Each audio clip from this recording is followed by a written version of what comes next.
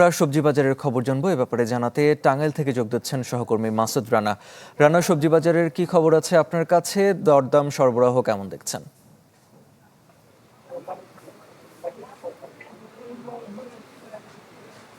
আরেফিন, উত্তর অঞ্চলের বৃষ্টি এবং বর্ষার কারণে কিন্তু টাঙ্গাইলের যে সবজি বাজার সেটি কিন্তু অনেকটাই ঊর্ধ্বমুখী। গত 2 সপ্তাহের ব্যবধানে এখনো কিন্তু দাম কমেনি। এখনো ঠিক গত সপ্তাহের মতো এই সপ্তাহেও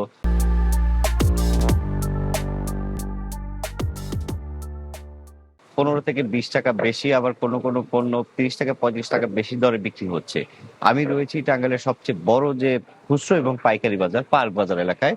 এই এলাকা থেকে প্রতিদিন সকাল থেকে সন্ধ্যা পর্যন্ত বিভিন্ন নিত্য পণ্য সহ বিভিন্ন পণ্যের দ্রব্য কিন্তু বিক্রি হয়।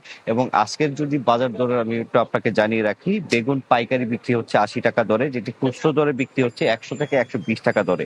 পটল বিক্রি হচ্ছে পাইকারি 45 টাকা কেজি, এবং সেটি কিন্তু এই জেলা শহরের এবং শহরের বাইরের বিভিন্ন যে বাজারগুলো রয়েছে সেখানে 60 থেকে 65 টাকা দরে বিক্রি হচ্ছে। উস্তা 100 টাকা কেজি, সেটি খুচরা দরে বিক্রি হচ্ছে 120 থেকে 30 টাকা কেজিতে। ঢেঁড়স 55 টাকা কেজিতে পাইকারি বিক্রি হলেও খুচরো বিক্রি হচ্ছে 60 থেকে 70 টাকা কেজিতে।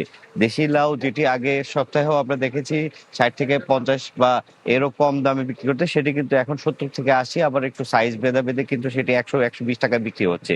পেঁপের দাম অপরিবর্তিত রয়েছে 20 টাকা কেজিতে, এবং খুচরা বাজারে 30 থেকে 35 টাকা বিক্রি হচ্ছে।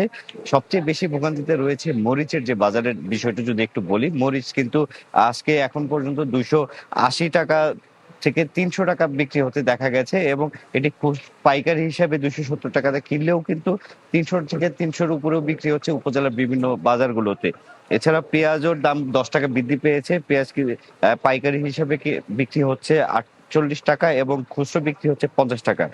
হ্যাঁ, এছাড়াও আমি যদি এখানকার যে এই বাজার পরিস্থিতি নিয়ে টাঙ্গাইলের যারা ব্যবসায়ী রয়েছেন, আড়তদার রয়েছেন, তাদের সাথে কথা বলেছি, তারা জানিয়েছেন যে এই অতিবৃষ্টি এবং বর্ষার কারণে উত্তরাঞ্চল সহ বিভিন্ন জেলা যে পানিতে প্লাবিত হয়েছে, যে কারণে কিন্তু সবজির মজুদ কম রয়েছে, পণ্যদ্রব্যের মজুদ কম রয়েছে, যে কারণে কিন্তু মজুদ কম থাকার কারণে দাম বৃদ্ধি পেয়েছে, এবং ক্রেতারা কিন্তু অনেকটাই হতাশা প্রকাশ করেছেন।